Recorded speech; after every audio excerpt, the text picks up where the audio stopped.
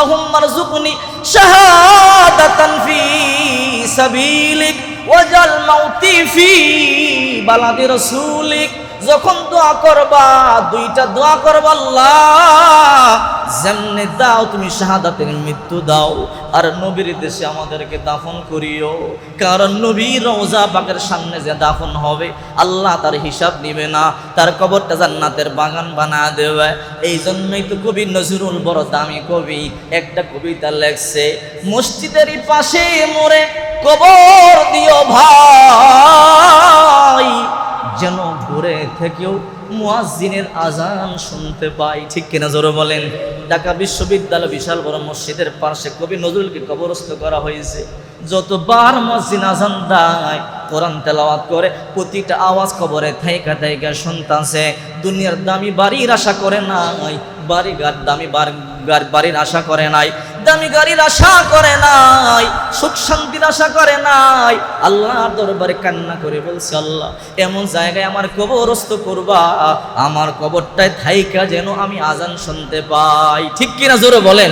এই জন্যই তো আলা যালিকা লামিনাশ শাহিদিনা ওয়াশ শাকিরিনা ওয়াজ যাকিরিন ওয়ালহামদুলিল্লাহি রাব্বিল আলামিন। সবাই মুহাব্বতের সহিত দুরূদ ইব্রাহিম পাঠ করি। আল্লাহুম্মা সাল্লি আলা মুহাম্মাদিন ওয়া আলা আলি মুহাম্মাদ কামা সাল্লাইতা আলা ইব্রাহিম ওয়া আলা আলি ইব্রাহিম ইন্নাকা হামিদুম মাজিদ। আল্লাহুম্মা বারিক আলা মুহাম্মাদিন ওয়া আলা আলি মুহাম্মাদ কামা বারাকতা আলা ইব্রাহিম ওয়া আলা আলি ইব্রাহিম ইন্নাকা হামিদুম মাজিদ। লা ইলাহা ইল্লাল্লাহ। সবাই মুহাব্বতের সহিত জবান ছেড়ে জিকির করি, লা ইলাহা ইল্লাল্লাহ, লা ইলাহা ইল্লাল্লাহ, লা ইলাহা ইল্লাল্লাহ, লা ইলাহা ইল্লাল্লাহ, লা ইলাহা ইল্লাল্লাহ, লা ইলাহা ইল্লাল্লাহ।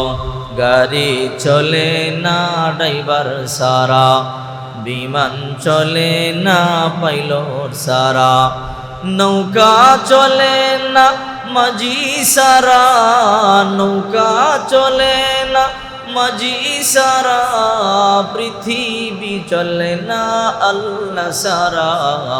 লা ইলাহা ইল্লাল্লাহ, লা ইলাহা ইল্লাল্লাহ, লা ইলাহা। আসিয়া বলে হেনে কাল্লা, ফেরাউন দিল কত জ্বালা। আসিয়া বলে নে কাল্লা, ফেরাউন দিল কত জ্বালা। আল্লাহ বলেন ও জিবরাইল, আল্লাহ বলেন ও জিবরাইল, খোলো জান্নাতের তালা। লা ইলাহা ইল্লাল্লাহ, লা ইলাহা ইল্লাল্লাহ, লা ইলাহা। বহু দূরে মদিনা, কেমনে যাব জানি না।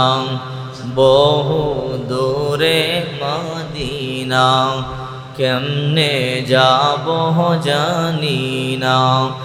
দয়াল আল্লাহ দয়া করো, দয়াল আল্লাহ দয়া করো, ফুরাও মনের বাসনা।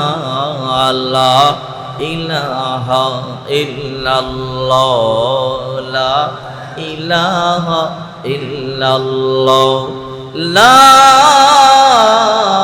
ইলাহা ইল্লাল্লাহ, মুহাম্মাদুর রাসূলুল্লাহ সাল্লাল্লাহু আলাইহি ওয়াসাল্লাম। আলহামদুলিল্লাহ, আল্লাহ পাকের দরবারে অসংখ্য অগণিত অজস্র শুকরিয়া জ্ঞাপন করছি যে আল্লাহ পাক জুমাতুল বিদাতে রমজানুল মুবারকের শেষ জুমা, বড় দামি জুমা, এই জুমাতুল বিদাতে আল্লাহ আমাদেরকে এনেছেন, বসার তৌফিক দান করেছেন। সকলেই জবান ছেড়ে আবারও মালিকের শুকরিয়া আদায় করে বলি আলহামদুলিল্লাহ।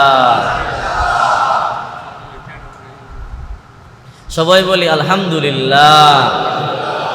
আমরা যে আসতে পারছি, আল্লাহ যে আমাদেরকে আনছেন, খুশি না বেজার?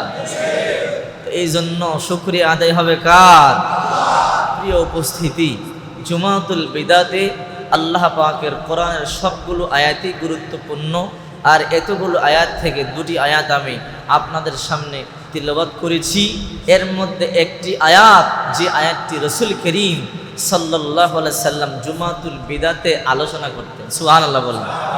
আর একটা আয়াত আমি নিজে চয়ন করেছি, ওই আয়াতের সাথে সামঞ্জস্য রেখে আর রাসূল করিম সাল্লাল্লাহু আলাইহি ওয়াসাল্লামের একটি হাদিস, এই দুটি আয়াতের সাথে সামঞ্জস্য রেখে আমি আপনাদের সামনে তেলাওয়াত করেছি।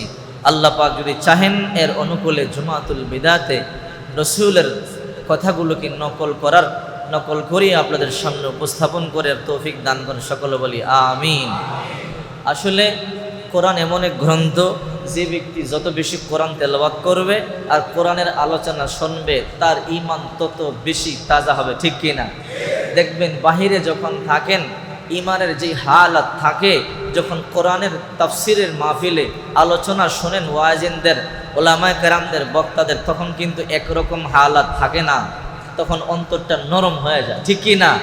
বাহিরে হাজারো কথা শুনলে, দুঃসংবাদ শুনলে, মৃত্যুর কথা শুনলে, অ্যাক্সিডেন্টের কথা শুনলে, আগুন লাগার মতো ভয়ঙ্কর বিপদের কথা শুনলেও চোখ দিয়ে পানি আসে না, কিন্তু কোরআনের মজলিসে বসলে, কোরআন থেকে নবীজির জীবনী শুনলে অটোমেটিকলি চোখ দিয়ে পানি চলে আসে, ঠিক কিনা? এটা হলো আল্লাহ আর রাসূলের মহাব্বতের বহিঃপ্রকাশ, ঠিক কিনা? জোরে বলেন। এই যে আয়াত আমি পাঠ করেছি, এই আয়াত আল্লাহ এই কথাই বলছেন, ইন্নামাল মুমিনুনাল্লাযীনা ইযা যুকিরাল্লাহ, যখন আল্লাহর স্মরণ তোমাদের সামনে, আল্লাহর জিকির করা হয়, আল্লাহর কথা বলা হয়, তখন তোমাদের কলিজার মধ্যে কম্পন তৈরি হয়। আর ওয়াইদা তুলিয়াত আলাইহিম আয়াতুহু যাদাতহুম ঈমানা, আর যখন তোমাদের সামনে কোরআন তেলাওয়াত করা হয়, কোরআনের আয়াতের তাফসীর করা হয়, তখন তোমাদের ঈমান আস্তে আস্তে বেড়ে যায়, ঠিক কি না? এই জন্যই যখন আপনি নেক খালাতে থাকবেন, নেকের কাজে থাকবেন, ঈমান আস্তে আস্তে বৃদ্ধি হবে। মানুষ যে কাজে যত বেশি সময় দেয়, ওই কাজে অভ্যস্ত হয়, ঠিক কিনা? জোরে কোন। যেই মানুষটা বেশি বেশি নামাজ পড়তে চায়, বেশি বেশি নামাজ পড়ে, নামাজীদের সাথে চলে, দেখবেন আজান হইলে যখন তার বন্ধু নামাজে আসে, ওই লোকটা একাকিত্ব বোধ মনে করে, যেহেতু তার সাথে চলি, সে নামাজ পড়ে, আমি সময় নষ্ট করে কি লাভ, এই সময়টা আমিও নামাজের জন্য চইলা যাই। যখন দেখে তার বন্ধু রোজা রাখি, তার বন্ধু আমল করে, জিকির করে, তখন বন্ধুর সাথে থাইকা সেও নামাজ, আমল, দোয়া, জিকির শিখা শুরু করে, ঠিক কিনা? জোরে বলেন। এই জন্যই তো আল্লাহ তাআলা বলেন যে যত বেশি কোরআন শুনবে, কোরআন থেকে আলোচনা শুনবে, কোরআন তেলাওয়াত শুনবে, আল্লাহ তাআলা তার ঈমান ততটা বাড়ায়া দেয়, ঈমান অটোমেটিকলি বেড়ে যায়। কোরআনের আয়াত শুইনা অসংখ্য অগণিত কাফেরকে আল্লাহ তাআলা হেদায়েত দিচ্ছে, সুবহানাল্লাহ বলেন। এই যে আয়াতটা বললাম, সূরা নহলের 90 নম্বর আয়াত, এই আয়াতটা প্রতিটা জুমায় সানি খুতবার মধ্যে দুনিয়ার যত খতিবগণ আছে, প্রত্যেকটা খতিব এই আয়াতটা পাঠ করে, ইন্নাল্লাহা ইয়ামুরু বিল আদলি ওয়াল ইহসান ওয়া ইতাই যিল কুরবা ওয়া ইয়ানহা আনিল ফাহশাই ওয়াল মুনকারি ওয়াল বাগই ইয়াইযুকুম লাআল্লাকুম তাযাক্কারুন, ঠিক কিনা? বলতে পারেন হুজুর এই আয়াতটা কেন পাঠ করে? আর কত সূরা ইয়াসিনের আয়াত আছে, ওইটা পাঠ করে না। সূরা রহমান মতো দামি এমন সূরা আছে, ওই সূরার আয়াত পাঠ করে না। আলহামদু সূরা দামি সূরা, এই সূরার কোন আয়াত পাঠ করে না। এই আয়াতটা কেন পাঠ করে? এই আয়াতটার একটা বৈশিষ্ট্য হলো, আল্লাহ তাআলা দুনিয়াতে যত কাফেরকে ঈমান দান করেছেন কোরআন শুনবার কারণে, সবচেয়ে বেশি কাফেরেরা এই আয়াতটা শুনবার পরে সবচেয়ে বেশি কাফের ঈমান গ্রহণ করেছে। যেদিন রাসূল করিম সাল্লাল্লাহু আলাইহি সাল্লামের উপরে আয়াতটা নাজিল হয়। একজন কাফের নাম তার ওসমান ইবনে মাজউন, পরে মুসলমান হয়েছে রাদিয়াল্লাহু তাআলা আনহু। এই ওসমান ইবনে মাজউন ছিল নবীজির সামনে বসা মক্কাতে। তো নবীজির উপরে কোরআন নাজিল হয়েছে। কোরআন নাজিল হলে তো শরীরের মধ্যে ভার নেমে যেত, শরীরের মধ্যে ঘাম এসে যেত, নবীজির বড় কষ্ট হইতো। তখন হঠাৎ করে নবীজি ঘামা শুরু করলেন, কাঁপা শুরু করলেন। ওসমান ইবনে মাজউন বুঝতে পারছে যে নবীজির উপরে অর্থাৎ মুহাম্মদের উপরে কিছু নাজিল হয়েছে। যদিও সে কাফের, তখন বলে মুহাম্মদ, বলে কি, এই মাত্র তোমার আসমানের বন্ধু আয়েশা যে তোমার কাছে কিছু দিয়া গেছে আমি অনুভব করতে পারছি। অতএব যে কথাটা তোমার এখন শোনা গেল ওই কথাটা আমারে শোনাও। সুবহানাল্লাহ বলেন। কিতাবের মধ্যে আসছি ওসমান ইবনে মাজউন রাদিয়াল্লাহু তাআলা তখনও কাফের। রাসূল তাকে কালিমার দাওয়াত দেয় না, ইসলামের দাওয়াত দেয় নাই। আল্লাহ তাআলা যে আয়াতটা এই মাত্র জিবরাইলকে দিয়ে নবীর সামনে নাজিল করে গেল, নবীজি শুধু আয়াতটা শোনাইলেন, ইন্নাল্লাহা ইয়া'মুরু বিল আদলি ওয়াল ইহসান ওয়া ইতা'i যিল কুরবা ওয়া ইয়ানহা আনিল ফাহশাই ওয়াল মুনকারি ওয়াল বাগই ইয়াইযুকুম লাআল্লাকুম তাযাক্কারুন, ইয়াইযুকুম লাআল্লাকুম তাযাক্কারুন। এই আয়াতের তরজমাগুলো ওসমান ইবনে মাজউন নিজে নিজে করতেছেন। আরবিয়ান মানুষ, ভাষা বুঝতে কষ্ট হয় না। নবীর তেলাওয়াত শেষ হয় নাই, চোখের পানিগুলো সারিয়া কান্না শুরু করলো। ও পয়গম্বর, ইসলাম ধর্ম এমন সুন্দর যে আল্লাহ এই আয়াতের মধ্যে এমন সুন্দর সুন্দর 6টা কথা বলতে পারলো। না জানি ওই আল্লাহ কত সুন্দর, ইসলাম কত সুন্দর। আর দেরি করতে চাই না, দাওয়াত দেওয়া লাগবে না, এই সুন্দর ধর্ম আমি এই মুহূর্তে কবুল করে নিলাম। আল্লাহু আকবার। ওসমান ইবনে মাজউন রাদিয়াল্লাহু তাআলা আনহু এই আয়াতটা শুনবার পরে মুহূর্তের মধ্যে কালিমা পড়লেন, মুসলমান হয়ে গেলেন। আর ওসমান ইবনে মাজউন রাদিয়াল্লাহু তাআলা আনহুর আরেকটা বৈশিষ্ট্য হলো আউয়ালু মান মাতা বাদাল হিজরি উদফিনা জান্নাতুল বাকি। ওসমান ইবনে মাজউন এমন একটা ব্যক্তি হিজরতের পরে সর্বপ্রথম ইন্তেকাল করেন। আর ইন্তেকাল করবার পরে সবচেয়ে দামি যে কবরটা আছে জান্নাতুল বাকি দুনিয়ার মধ্যে, ওনার মাধ্যমে উদ্বোধন হয়। সুবহানাল্লাহ বলেন। এই জন্য তাফসীরে আসছে ওসমান ইবনে মাজউনের অনেক দাম। এই জন্য যখন দোয়া করবেন, আল্লাহ আমাদেরকে জান্নাতুল বাকির তুমি সদস্য বানাও। হাদিসের মধ্যে আসছে যদি কেউ জান্নাতুল বাকিতে কারো গোর হয়, কাউকে দাফন করা হয়, আল্লাহ পাক রব্বুল আলামিন তার গুনাহ নাই, তাকে মাফ করে দেয়। সুবহানাল্লাহ। সৌদি আরবের 2টা কবরস্থানের 2টা বৈশিষ্ট্য আছে। একটা হলো মক্কার পাশে হাজিদের কবর, আরেকটা হলো মদিনার পাশে জান্নাতুল বাকি নবীজির রওজা পাকের সাথে যে কবর আছে। জান্নাতুল বাকিতে যদি কেউ কবরস্থ হয়, কাউকে দাফন করা হয়, তাহলে ওই ব্যক্তির কোনো হিসাব নাই, কিয়ামত পর্যন্ত আল্লাহ তাআলা তাকে মাফ করে দেয়। সুবহানাল্লাহ। আমরা তো এখন বর্তমানে দুনিয়াতে আমাদের কোন ঘর ভালো হবে, কোন বাড়ি ভালো হবে, কোন রাস্তা ভালো হবে সেই চিন্তা করি। মেয়ে দেখতে গেলে যদি রাস্তাঘাট ভালো না হয়, বলে এখানে বিবাহ শাদী দেওয়া যাবে না, কারণ রাস্তাঘাট ভালো না, আসতে কষ্ট হবে। কাঁচা রাস্তা হইলে, নদীর উপারে যদি বাড়ি হয়, মেয়ে পছন্দ হইল, মেয়ে যদিও পছন্দ হয়েছে, রাস্তাঘাট ভালো না। ঠিক না ভাই? ঠিক। বছরে কয়দিন যায় শ্বশুর বাড়িতে? 2-3 বার, 4-5 বার, 5-7 বার। আর বুড়া হইলে বছরে একবারও যায় না। কথা ঠিক না ভাই? ঠিক। এই জায়গাতে যাওয়ার লাইগে এত রাস্তাঘাট আমরা খুঁজি। যদি আমরা জমি কিনি বাড়ি বানাইবার জন্য, আগে দেখি রাস্তা আসেনি। জমি যদি সুন্দর হয়, রাস্তা না থাকলে, না রে এই বাড়ি কেন যাইব না, রাস্তা নাই, আসা যাওয়া কষ্ট হবে। কয় বছর থাকবেন এই বাড়িতে? 20, 30, 40, 50 বছর, 70, 80 বছর মুশকিল। 90 বছর তো সম্ভব না। কয়দিন যায় শ্বশুর বাড়িতে? 40-50 বছর। অথচ এই লাইগা এত চিন্তা ভাবনা, এত সুন্দর জায়গা বিছরাই, এত সুন্দর একটা রাস্তা দরকার। কিন্তু যেই কবরে শুইলে ইসরাফিলের সিংহার আগ পর্যন্ত আর উঠা হবে না, কোটি কোটি বছর, লক্ষ কোটি কোটি বছর কবরে থাকতে হবে। একবারও চিন্তা করলাম না ওই কবরটা কেমন হবে। ঠিক কিনা? জোরে বলেন। আমাদের তো চিন্তা করা উচিত, যেই কবরে কোটি কোটি বছর কমপক্ষে থাকা লাগবে, ওই কবরে যেন এমন হয় যেন সাপ বিচ্ছু ঢুকতে না পারে, ওই কবরে যেন আগুন ঢুকতে না পারে। ঠিক কিনা? জোরে বলেন। এই জন্যে উসমান ইবনে মাসউদ রাদিয়াল্লাহু তাআলা আনহু এমন একজন সাহাবা যার মাধ্যমে সর্বপ্রথম জান্নাতুল বাকি কবরস্থানটা উদ্বোধন করা হয়। কিতাবের মধ্যে আছে যে ব্যক্তি জান্নাতুল বাকির মধ্যে একবার শুইতে পারলো ওই ব্যক্তির কোনো আযাব হবে না, কিয়ামত পর্যন্ত তার কবরটা জান্নাতের বাগান হয়ে যাবে। সৌদি আরবের বৈশিষ্ট্য হলো কোন মানুষ যদি মদিনার এরিয়ার ভিতরে মারা যায়, ওই লোকটা আজনবী হইল, ওই লোকটা বাংলাদেশি হইল, পাকিস্তানি হইল, ইন্ডিয়ানি হইল, ওই লোকটার জান্নাতুল বাকিতে কবর দেয়। ঠিক কিনা জোরে বলেন? আর যে ব্যক্তি মদিনার এরিয়ার বাইরে মারা যাবে, যদি ওই লোকটা সৌদিয়ানিও হয়, ওই লোকটার কবর জান্নাতুল বাকিতে দেওয়া নিষেধ। ওই লোকটার বাহিরে কবর দেয়, কারণ আল্লাহর তরফ থেকে ফয়সালা হয়েছে যদি এই ব্যক্তি আজনবীও হয়, এই লোকটা যদি বাঙালিও হয়, পাকিস্তানি, ইন্ডিয়ানি হয়, বিশ্বের যে কোনো দেশের হয়, যেহেতু মদিনার এরিয়ার মধ্যে মরছে, তার মানে আল্লাহ তার কবরটা জান্নাতুল বাকিতে কবুল করছে। ঠিক কিনা? এরপরে আরেকটা কবর আছে হাজিদের কবর। যখন হাজি কোনো হজ করবার জন্য মক্কা শরীফে যায়, ওই হাজি মারা গেলে ওই হাজিদেরকে একটা কবর আলাদা আছে, ওই কবরের মধ্যে দাফন করা হয়। কিতাবের মধ্যে আছে ওই কবরে আযাব নাই। ওই কবরে যখন কোনো একটা হাজি শুইয়া পড়ে, ওই হাজিটা জান্নাতের বাগানের মধ্যে শুইয়া পড়লো, হাজি ছাড়া কাউকে ওখানে কবর দেওয়া হয় না। অনেক বাঙালি বিদেশে যায় চাকরি করবার জন্য, যখন মারা যায় তাকে প্যাকেট করিয়া বাংলাদেশের মধ্যে পাঠায়া দেয়, ওখানে দাফন করা হয় না।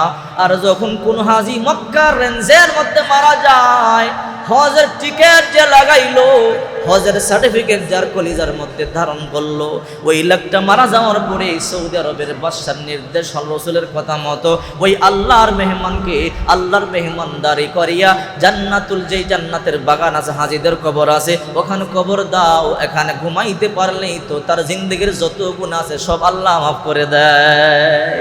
কোটিপতি যদিও মারা যায়, কিন্তু তাকে এই কবরে কবর দেওয়া হয় না। একমাত্র হাজির সিল যার বুকে আছে, একমাত্র সে শুইতে পারে, যদিও সে ফকির হয়ে যায়। এই দুইটা কবরস্থান দুনিয়ার মধ্যে আছে। কোনো ব্যক্তি যদি এই দুই কবরের এক কবরে শুইতে পারে, আল্লাহ তার কবরটা জান্নাতের বাগান বানায় দেয়, তার কোনো হিসাব নেই। আল্লাহু আকবার বলে। এর মধ্যে একটা কবর জান্নাতুল বাকি, নবীজির রওজা থারে পাকের সামনে, যেই কবরে কমপক্ষে 10,000 সাহাবীরা শুয়ে আছে। নবীজির কলিজার টুকরা ফাতেমা পর্যন্ত সেই কবরে শুয়ে আছে। উসমান রাদিয়াল্লাহু তাআলা আনহুর মতো দামি সাহাবী শোয়া, ইসমাইল নবীর মতো দামি পয়গম্বর সেই কবরের মধ্যে শোয়া। এই জন্য উসমান ইবনে মাযউন রাদিয়াল্লাহু তাআলা আনহুর একটা বৈশিষ্ট্য হলো আউয়ালু মান মাতা বাদাল হিজরি, হিজরতের পরে সর্বপ্রথম ইন্তেকালকারী সাহাবা উসমান ইবনে মাযউন। আর তার মাধ্যমে নবীজি জান্নাতুল বাকি উদ্বোধন করলেন আর দোয়া করলেন, আল্লাহ এই কবর উসমান ইবনে মাযউনকে দিয়ে আমি উদ্বোধন করলাম, এই কবর কিয়ামত পর্যন্ত যাকে তুমি শোয়াইবা জান্নাতি না বানাইয়া তারে তুমি শোয়াইও না, আর যে শুইবে বুঝবা ওই ব্যক্তি অবশ্যই জান্নাতি মানুষ। আল্লাহু আকবার। আমি যখন 2018 উমরায় গেলাম, আসরের নামাজ পড়তেছি, 2 রাকাত নামাজের মধ্যে হঠাৎ করে নড়াইলেন একজন মুসল্লি, নামাজের সাজদারত অবস্থায় মসজিদ নববীর মধ্যে ইন্তেকাল করল। কপাল কত ভালো, নামাজরত অবস্থায় নবীজির মসজিদের মধ্যে ইন্তেকাল করেছে। আমার দিলে সাক্ষী দিছে নিশ্চয়ই লোকটা জান্নাতি। নামাজরত অবস্থায়, সাজদারত অবস্থায় ইন্তেকাল করছে। আবার অত নবীজির মসজিদের মধ্যে, মসজিদের নববীর মধ্যে ইন্তেকাল করছে। লোকটা জান্নাতি। যত কষ্টই হয় নিজের হাতে স্পর্শ করিয়া এই জান্নাতি লোকটার আমি মাটি দেব। তখন আমি চিন্তা করতেছি নামাজের পরে জানাজা হবে, জানাজার হওয়ার পরেই তো তাকে জান্নাতুল বাকিতে নিয়ে যাবে। আমি জানাজা দিয়া তাড়াতাড়ি করে জান্নাতুল বাকিতে চলে গেলাম। 5 জন মানুষের কবর হবে। আমি জিজ্ঞাসা করলাম নড়াইলের ওই ব্যক্তিটা কোনটা, যে ব্যক্তি 2 রাকাত নামাজের মধ্যে ইন্তেকাল করেছে? তখন বলল এই যে ওই লোকটা, এই লোকটা। আমি ওই কবরের পাশে গিয়া, আমাদের এলাউড নাই, এদের আলাদা ভলান্টিয়ার আছে দাফন করবার জন্য, কবরে নামাইবার জন্য। আমি বললাম আনা হাফিজুল কোরআন, আনা মিন বিলাদি বাংলাদেশ, আনা আলিম। আমি একজন হাফেজ, আমি একজন আলেম, আমি বাংলাদেশ থেকে আসছি উমরা পালন করবার জন্য। আমি এই ব্যক্তিকে একটু কবরের মধ্যে নবীজির জান্নাতুল বাকিতের মধ্যে রাখতে চাই, আমাকে একটু সুযোগ দেওয়া হবে কিনা? একজন আরেকজনকে বলে আরবিতে অ্যালাউড তো নাই। আরেকজন বলে লোকটা হাফেজ, লোকটা আলেম, তারে দাও। লোকটা বড় আলেম যেহেতু, সে একটু নামতে চায়। আমারে বলল কেন ধরবি, এই লোকটারে কেন তালাশ করছো? আরো 4 জন আছি। আমি বললাম আল্লাহর নবীর হাদিস আমি পড়ছি, আল্লাহর নবী বলেছে মসজিদে নববীর মধ্যে সাজদারত অবস্থায় যে ব্যক্তি মারা যাবে সেই ব্যক্তি জান্নাতি, যে ব্যক্তি জান্নাতুল বাকিতে দাফন হবে, কবরস্থ হবে, ওই ব্যক্তিটা জান্নাতি। এই জন্য আমি দুনিয়ার মধ্যে কোনো জান্নাতি ব্যক্তির স্পর্শ করছি কিনা জানি না, কিন্তু আজকে পরিষ্কার আমি জানি লোকটা জান্নাতি। এই জান্নাতি ব্যক্তিটার একটু স্পর্শ করবার জন্য আমার সুযোগ দাও। এই কথা বলতে দেরি ওই 2 জন চোখের পানি সারিয়া কান্না করে বলে না মাসো, তোমার দিলের তামান্না পূর্ণ করো, বুঝতে পারছি তুমি একজন আশিকে রাসূল। আল্লাহু আকবার। নিজের হাতে দাফন করছি। নবীজি একটা দোয়া শিখায়া দিয়েছে, ওই দোয়াটা কবরে দাঁড়ায়া দোয়াটা পড়ছি, নবী শিখাইছে আল্লাহুম্মা রযুকনি শাহাদাতান ফি সাবিলিক ওয়াজাল মাউতি ফি বালাদি রাসূলিক। যখন দোয়া করবা 2টা দোয়া করবা, আল্লাহ যেমনে দাও তুমি শাহাদাতের মৃত্যু দাও, আর নবীর দেশে আমাদেরকে দাফন করিও। কারণ নবীর রওজা পাকের সামনে যে দাফন হবে, আল্লাহ তার হিসাব নিবে না, তার কবরটা জান্নাতের বাগান বানা দেবে। এই জন্যই তো কবি নজরুল বড় দামি কবি একটা কবিতা লেখছে, মসজিদেরই পাশে মোরে কবর দিও ভাই, যেন ঘুরে থেকেও মুয়াজ্জিনের আজান শুনতে পাই। ঠিক কিনা জোরে বলেন? ঢাকা বিশ্ববিদ্যালয় বিশাল বড় মসজিদের পাশে কবি নজরুলকে কবরস্থ করা হয়েছে। যতবার মুয়াজ্জিন আজান দেয়, কোরআন তেলাওয়াত করে, প্রতিটা আওয়াজ কবরে থাইকা থাইকা শুনতাছে। দুনিয়ার দামি বাড়ির আশা করে নাই, দামি বাড়ির আশা করে নাই, দামি গাড়ির আশা করে নাই, সুখ শান্তির আশা করে নাই। আল্লাহর দরবারে কান্না করে বলছে আল্লাহ এমন জায়গায় আমার কবরস্থ করবা, আমার কবরটায় থাইকা যেন আমি আজান শুনতে পাই। ঠিক কিনা জোরে বলেন? এই জন্যই তো উসমান ইবনে মাজুন যে আয়াতটা শুইনা মুসলমান হইছে, এই আয়াতটা রাসূল করিম সাল্লাল্লাহু আলাইহি ওয়াসাল্লাম জুমাতুল বিদার মধ্যে আলোচনা করতেন। এই জন্য আমিও চয়ন করেছি আজকে এই আয়াতটায় যে কথাগুলো বলছে। 3টা আদেশ আল্লাহ করেছেন, 3টা নিষেধ করেছেন। সবগুলো বলা সম্ভব না, একটা বলবো। এর মধ্যে একটা হলো ইন্নাল্লাহা ইয়া'মুরু বিল আদল। উম্মত যে যেই জায়গায় থাকো, যে অবস্থায় থাকো, অবশ্যই বিভাগ দিয়া তুমি চিন্তা করে কাজ করবা, তোমার দ্বারা কখনো যেন বেইনসাফি না হয়। ঠিক কি না? 1 নাম্বার ইনসাফ করবা। তুমি ঘরের দায়িত্ব আছো, তোমার ঘরে তুমি ইনসাফ করো। সমাজের দায়িত্বে আছো, সমাজে ইনসাফ করো। দেশের দায়িত্বে আছো, দেশে ইনসাফ করো। রাসূল করিম সাল্লাল্লাহু আলাইহি ওয়াসাল্লাম বলেন, যেই ঘরে যেই সমাজে ইনসাফ কায়েম থাকে, আল্লাহর রহমত কায়েম থাকে, আল্লাহর বরকত কায়েম থাকে। যেই ঘর থেকে ইনসাফ উঠে যায়, ওই ঘর থেকে বরকত উঠে যায়। যেই সমাজ থেকে ইনসাফ উঠে যায়, ওই সমাজ থেকে বরকত উঠে যায়। যেই দেশ থেকে ইনসাফ উঠে যায়, ওই দেশ থেকে শান্তি আর রহমত উপরে চলে যায়। এই জন্য নবীজি বলে 1 নম্বরে আল্লাহর আদেশ হইল ইনসাফ প্রতিষ্ঠা করো। আমি নবী ইনসাফ প্রতিষ্ঠা করবার জন্য আসছি। সুতরাং তোমরা জন্মের পর থেকে নবীজি ইনসাফ প্রতিষ্ঠা করেছেন, ইন্তেকাল পর্যন্ত ইনসাফ প্রতিষ্ঠা করেছেন। কিয়ামতের ময়দানেও নবী ইনসাফ করবে। হে উম্মতের দল, সমাজে ইনসাফ প্রতিষ্ঠা করলে কারো চোখের পানি ঝরবে না। ঠিক কি না? একদিন আম্মাজান হালিমাতুস সাদিয়া আমার নবীকে জিজ্ঞাসা করলো, ও নবী, সন্তান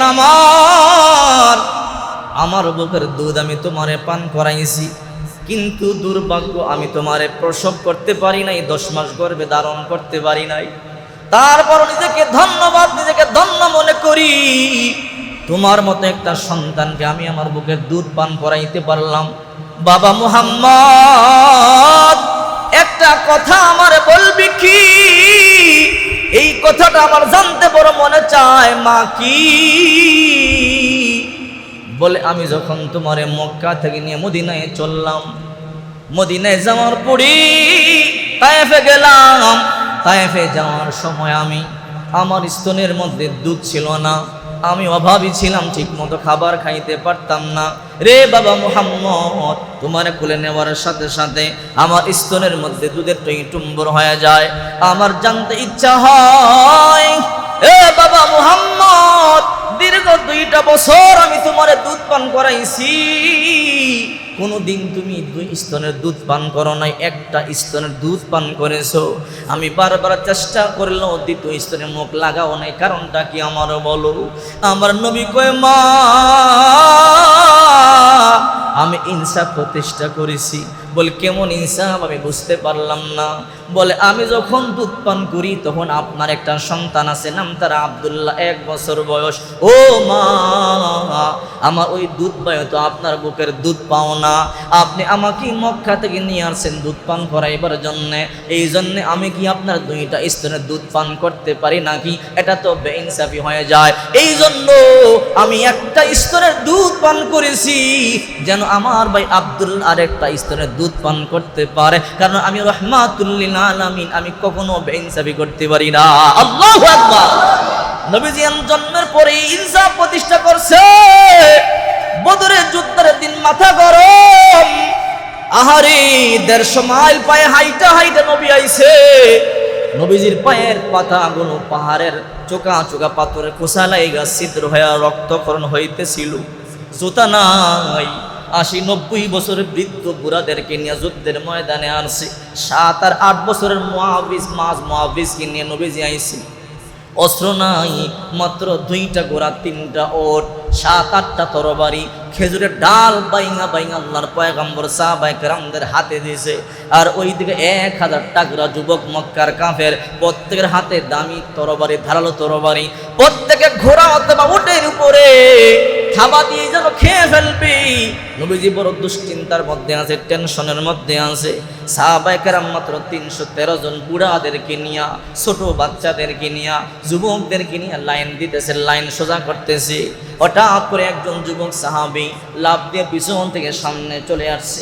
আল্লাহর নবী ওই সাহাবীরে বললেন, কে সামনে আসলি কেন? নবীজির হাতের মধ্যে একটা লাঠি মুবারক ছিল। ওই লাঠি মুবারক দিয়ে ওই সাহাবীর পেটের মধ্যে একটা গুতা দিয়া বলল, সামনে কেন আসলি? লাইনে থাক, সোজা করে লাইন দাঁড়ায়া থাক, যে যেখানে আসো। ওই সাহাবী কয়, পয়গম্বর, আপনি যে আমার গুতা দিলেন, আমার তো পেটের মধ্যে ব্যথা লাগছে। আল্লাহু আকবার বলেন। চিন্তা করেন, আল্লাহর নবী যুদ্ধের কমান্ড দিতেছেন, সাহাবায়ে কেরামদেরকে যুদ্ধের ময়দানের জন্য লাইন সোজা করতেছে। ওই সাহাবী লাইন ভঙ্গ করছে, সামনে চলে আসবে।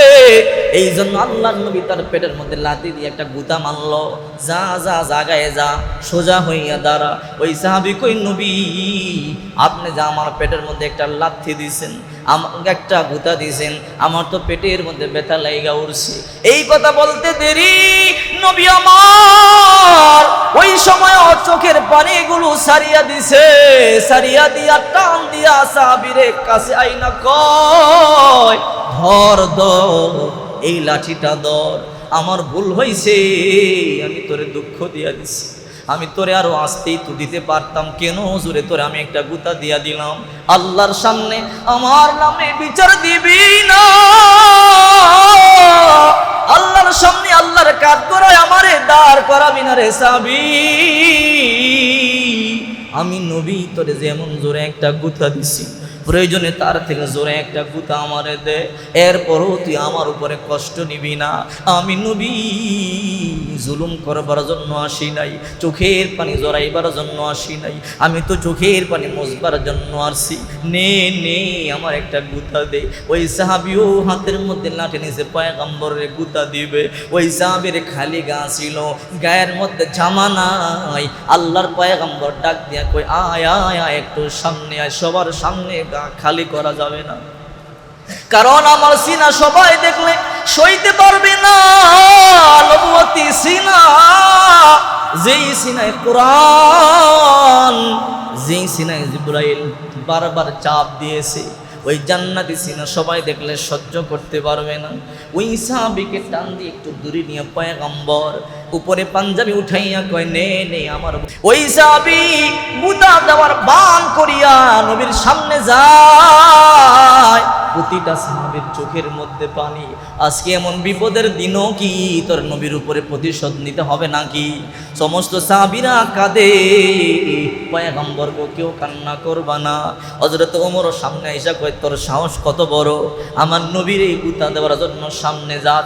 এই নে বুকটা পাইতা দিলাম, যত গুতা লাগে যত আঘাত লাগে আমি ওমর কর, আমার নবীর গায়ের মধ্যে একটা গুতা তুই দিবি না। আবু বকর আইসা কয় কি রে সাহাবী, প্রতিশোধ নেওয়ার মতো সময় কি তোর হলো না? একটু পরে যুদ্ধ শুরু হবে, আর এই সময় নিজেদের মধ্যেই তুই কেমন কাজটা লাগা দিল। নবীর তুই গুতা দেওয়ার জন্য সামনে যাও, সাহস তো তোর কম না। যত আঘাত লাগে আমি আবু বকর রে কর, আমি জীবন দিয়া দিব, এরপর পয়গম্বরের গায়ের মধ্যে একটা আঘাত লাগতে দিব না। ওই সাহাবী কয় না না, কেসাস বরাবর করতে হলে যে আমারে আঘাত করেছে তারই আঘাত করা লাগে। নবী আমার কয় সাহাবীরা সরো, আমার আঘাত আমারই পাইতে দাও। ওই সাহাবী লাঠি নিয়ে নবীর আঘাত করবার জন্য যায়। নবীর সামনে যখন যায় আঘাত করবে ভাব ধরিয়া লাঠি দূরে ফেলাইয়া নবীর সামনে গিয়ে নবীর সিনার সাথে সিনাটা লাগাইয়া নবীর চাপ দিয়ে ধইরা রাখছে। নবী কয় কি রে সাহাবী, প্রতিশোধ না নিয়া সিনার সাথে কেন সিনা লাগাইছো? ও নবী, আসলে প্রতিশোধ নেওয়ার ইচ্ছা কখনোই আমার ছিল না। যুদ্ধের জন্য আসছি বিদায় নিয়া, জানি না মরি না বাঁচি, জানি না বাড়িতে যাইতে পারি কিনা। সুযোগ যখন একটা পাইলাম, নবুয়তের সিনার সাথে একটু সিনাটারে টাস লাগায়া যায়। আল্লাহর কসম করে বলে, আপনার সিনার সাথে আমার সিনা যদি একটা লাগিয়া যায়, আল্লাহর কসম আল্লাহ তাআলা ওই সিনাটা জাহান্নামের আগুন দিয়া জ্বালাইতে পারে না। এই জন্য সুযোগ পায়া গেলাম, মরি না বাঁচি জানি না। ও নবী যদি মরিয়াও যাই টেনশন নাই, আপনার সিনার সাথে সিনা লাগাইলাম যেন আল্লাহ আমারে মাফ করিয়া দেয়। আল্লাহু আকবার। মনে বড় আশা ছিল যাব মদিনায়, সবাই মনে বড় ছিল যাব মদিনায়। সালাম আমি করব গিয়ে, সালাম আমি করব গিয়ে নবীর রওজায়। মনে বড় আশা ছিল যাব মদিনায়, মনে বড় আশা ছিল যাব মদিনায়। কাফেলাতে কে যাও তুমি,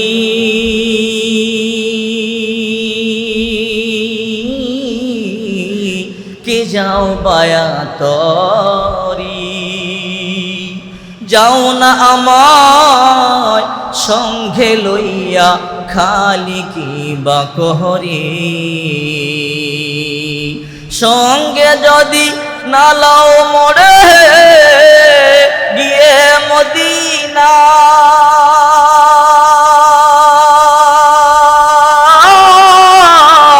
এই গরিবের সালাম দিও নবীর রওজায়। সঙ্গে যদি না লাও মোরে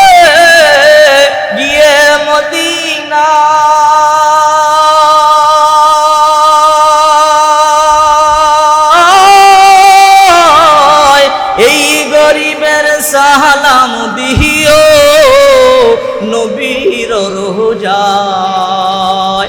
আমার আশায় আছে সম্বল নাই, আশায় আছে সম্বল নাই, করি কি উপায়। মনে বড় আশা ছিল যাব মদিনায়, মনে বড় আশা ছিল যাব মদিনায়। মদিনায় যাওয়ার আশা আছে না নাই? আমার রসুল বলে যে ব্যক্তি আমার রওজা পাকের সামনে আইসা আমি পয়গম্বরে সালাম দিবে, আমি নবী ওয়াদা দিলাম ওয়াজাবাল্লাহু শাফাআতি, আমার সুপারিশ তার উপরে ওয়াজিব হয়ে যাবে। এই আয়াতের মধ্যে এক নম্বরে আল্লাহ তাআলা বলেন ইনসাফ প্রতিষ্ঠা করো, ইনসাফ প্রতিষ্ঠা করো। আপনার আমার নবী সেই শিশুকাল থেকে ইনসাফ প্রতিষ্ঠা করেছে। জন্মের পরে ইয়া রব্বি হাবলি উম্মতি বলে একটা চিৎকার দিছে, সুবহানাল্লাহ বলে। যখন জন্ম নিছে মায়ের কোল থেকে লাফ দিয়ে একলা একলা পড়িয়া গেছে, একলা একলা পড়িয়া সাজদার মধ্যে একটা চিৎকার দিয়া বলে আল্লাহু আকবার কাবীরা ওয়ালহামদুলিল্লাহি কাসীরা ও সুবহানাল্লাহিল আযীম বুকরাতা ওয়া আসীলা ইয়া রব্বি হাবলি উম্মতি। যখন বলছে আল্লাহু আকবার কাবীরা আলহামদুলিল্লাহি কাসীরা ও সুবহানাল্লাহিল আযীম বুকরাতা ওয়া আসীলা, তখন সাজদা অবস্থায় যখন হাতটা তুইলা যখন মাথাটা উঠাইছে হযরতে আমেনা বলে তখন দোয়া করে ভিন্ন ইয়া রব্বি হাবলি উম্মতি, ইয়া রব্বি হাবলি উম্মতি। ওগো আল্লাহ আপনি আমার উম্মতের মাফ করিয়া দেন। কিয়ামতের ময়দানে আদম নবী বলবে ইয়া নাফসি ইয়া নাফসি, ইব্রাহিম নবী বলবে ইয়া নাফসি ইয়া নাফসি, মূসা নবী বলবে ইয়া রব্বি নাফসি, হে আল্লাহ আমারে মাফ করে দাও, হে আল্লাহ আমারে বাঁচাও। ঈসা নবী, ইদ্রিস নবী, ইউসুফ নবী, ইয়াকুব নবী, ইয়াহইয়া নবী, জাকারিয়া নবী, ইলিয়াস নবী সবাই বলবে ইয়া রব্বি নাফসি ইয়া রব্বি নাফসি। আপনার আমার নবীকে জিবরাইল কবর থেকে রওজা আতহারে পাক থেকে নিয়ে যাওয়ার জন্য জিবরাইল আগমন করবে। আপনার আমার নবীকে জিবরাইল টাইনা উঠাবে, তাকায়া দেখবে আমার নবী বুক পর্যন্ত পুরা কাদা মাটি। ওগো নবীজি আপনার কবরের মধ্যে এমন পানি কোত্থেকে আসলো? আপনার দেহের মধ্যে কাদা লাগলো কেন? পুরা ডাইন সাতনাটা কাদায় ভরিয়া যাবে। আমার নবী বলবে জিবরাইল আমার উম্মতের মায় আমি কান্দে কান্দে আমার কবরটারে আমি ভিজাইয়া দিয়েছি, কারণ আমার একটা উম্মত জাহান্নামে গেলে আমি পয়গম্বর সহ্য করতে পারবো না। মা আমেনা বলে আমার সন্তান মুহাম্মদ জন্মের পরে ইনসাফ কায়েম করছে। জন্মের 17 দিন বয়স হয়ে গেল। মক্কার ওই সময় ঐতিহ্য ছিল যখন কোনো সম্ভ্রান্ত পরিবারের সন্তান জন্মগ্রহণ করত, আশেপাশের এলাকার লোকেরা, গ্রামের লোকেরা আইসা এই বাচ্চাদেরকে নিয়ে যাইত, 2 বছর দুধ পান করাইতো, বিনিময়ে কিছু অর্থ পাইত। আপনার আমার নবী এতিম নবী রহমাতুল লিল আলামিন, গরিব বাবা নাই, এই সন্তানকে নিলে কে টাকা দিবে? তার মা তো তেমন টাকা দিতে পারবে না, এই জন্য আপনার আমার নবীকে কেউ নিতে চায় না। যখন আমার নবী দুনিয়ায় জন্মগ্রহণ করছে বাবা দুনিয়ায় নাই, মা আমেনা সন্তানটারে কোলে নিয়ে চিন্তা করে আহারে এতিম সন্তান, সন্তান যখন জন্ম হয় প্রথম কোলে বাবাই নেই। তুই কেমন সন্তান, দুনিয়াতে আসলি বাবারে দেখতে পারলি না। প্রথম চুমাটা বাবা সন্তানকে দেয়, কিন্তু আজকে তোরে চুমা দেওয়ার মতো দুনিয়ার মধ্যে কেউ নাই। মা চোখের পানিগুলো সারিয়া কাঁদি, নিজের সন্তানটারে দাদার কাছে নিয়ে গেল। যেহেতু বাবা নাই বলে হো আমার শ্বশুর আব্বা জান আব্দুল মুত্তালিব কি বলে আপনার সন্তান হারা নাতি আব্দুল্লাহর ঘরের সন্তান নেন, আপনার নাতিরে মুহাম্মদ রে নেন। দাদা কুলের মধ্যে নিয়া চোখের পানি সারিয়া কাঁদি, তুই এতিম দুনিয়ায় জন্ম নিছো, তোর বাবা নাই। আজকে তোর বাবা আব্দুল্লাহ থাকলে করে আদর, কত আদর করত, কোলের মধ্যে নিয়া কত চুমা খাইতো। আশেপাশের ঘরগুলোতে দৌড়াইয়া গিয়ে মিষ্টি বিতরণ করত। আজকে তোর বাবা নাই, তোর একটা চুমা দেওয়ার মতো, আদর করবার মতো পর্যন্ত কেউ নাই। এই সুখের সংবাদটা মক্কার ঘরে ঘরে পৌঁছাইবার মতো কেউ নাই। তোর বাবা থাকলে মিষ্টি বিতরণ করত। দাদা চোখের পানিগুলো সারিয়া কান্না শুরু করে দিল। নাতির কোলে করিয়া বাইতুল্লাহর সামনে গেছে, গিয়া বলে, ইয়া রব্বে কাবা, হে কাবার মালিক, আমি জানি কাবার একজন মালিক আছে, আমার এই নাতিটার দুনিয়ায় পিতা নাই, আমিও ভার্ধক্যে চলে আসছি, আমার সন্তান হারান নাতিটারে আমিও মনে হয় বেশি দিন দেখাশোনা করতে পারবো না, আমার নাতিটারে মনে হয় আমিও বেশি দিন আদর যত্ন করতে পারবো বলে আমার মনে হয় না। আমার চুল দাড়ি সাদা হয়ে গেছে, কাবার একটা পিলার দড়িয়া এক হাতি, আরেক হাতে নাতিরে দড়িয়ে বলে, আল্লাহ, আমি যদি মরিয়া যাই তার তো বাবা নাই, আমি দাদা যদি চলিয়া যাই আমার নাতির তুমি সারা দেখবার মতো দুনিয়ার মধ্যে কিন্তু আর কেউ নাই। দাদা কান্না করে করে দোয়া করছে, কারণ দেখবেন সন্তান হারা নাতিদের জন্য দাদা এবার পাগল হয়। এই নাতির খবর না নিয়া দাদাই কিন্তু ঘুমায় না, এই নাতির খবর না নিয়ে দাদাই কিন্তু খাবার খাইতে পারে, কারণ এটা তো আমার রক্ত, ঠিক কিনা জোরে বলেন। দাদা নিয়া কই নাও, আমি না না, আমি দোয়া করছি, আমি দাদার দোয়া তার কাছে আছে, তার কোনো সমস্যা হবে না। আমি না চিন্তা করে আমি আমার সন্তানটারে দুধ পান করাইবার জন্য কার কাছে দিব, দেওয়ার মতো এমন তো মানুষ নাই, অর্থ লাগবে, টাকা পয়সা তো আমার নাই। নবীর জন্মের 17 দিন পরে, কোন হাদিসের মধ্যে 12 দিন পরে, কোন হাদিসের মধ্যে 10 থেকে 8 দিন পরে একটা কাফেলা, 40 জনের কাফেলা আসছে তায়েফ থেকে। তায়েফ হইল মক্কা থেকে 90 কিলোমিটার দূরে। ওখান থেকে কয়েকজন মহিলা, 40 জন মহিলা আসছে ওটে করিয়া, মক্কা থেকে দামি দামি বংশের বাচ্চাদেরকে নিয়ে যাবে, কারণ মক্কা রাজধানী, ধনী মানুষ মক্কার মধ্যে বসবাস করে, সবাই ধনী ধনী সন্তানদেরকে নিয়ে গেল। কিন্তু আপনারা আমার নবীকে দেখবার জন্য যায়, যখন শুনি সন্তানটার বাবা নাই, কেউ আমার নবীর নিতে চায় না, কিন্তু কেউ দেখেও না আমার নবীর কেউ নেওয়ার জন্য বলে না। যখন শুনে এই বাড়িতে একটা ছোট বাচ্চা আছে, চাইলে ওরাও নিতে পারো, বাড়িতে গিয়া জিজ্ঞাসা করে তার বাবা কি কাজ করে, বাবা কি করে, যখন শুনে বাবা নাই, বলি সন্তানটারে নিয়েও তো লাভ নাই, গরিব, 2 বছর দুধ পান করাইব, উপযুক্ত পয়সা দিতে পারবে না, সন্তানটারে নিয়েও তো কোনো লাভ নাই, কেউ নেয় না। সবাই বাচ্চা পায়া গেল, সবার পরে আসছে হালিমাতুস সাদিয়া রাদিয়াল্লাহু তাআলা আনহা। হালিমার ওটটা ছিল অসুস্থ, দুর্বল ওট, এই ওটে করি আস্তে আস্তে সবার পিছনে পড়ে গেছে, সবাই বাচ্চা নিয়ে চইলা যায়। হালিমা মাত্র মক্কার মধ্যে ঢুকছে, কি গো তোমরা বাচ্চা নিয়ে চইলা যাও, বলে হা যায়, বলে হালিমারে আর বাচ্চা নাই, বলে তাই নাকি, বলে হ্যাঁ। হালিমা মক্কার ঘরে ঘর তন্ন তন্ন করিয়া খোঁজলো, কোনো বাচ্চা নাই। একজনে করে হালিমা একটা বাচ্চা আছে, 3 সন্তান, তার বাবা দুনিয়ায় নাই, এই জন্য এই সন্তানটারে কেউ নেয় না, তেমন টাকা পয়সাও দিতে পারবে না। হালিমা কয়, স্বামী আমার, খালি খালি যাব, সন্তানটারে চলো না নিয়ে যাই। তখন হালিমার একটা 1 বছর 3 মাসের বাচ্চা আছে, নাম তার আব্দুল্লাহ। ওই বাচ্চারাও তো দুধ পান করাইতে হয়।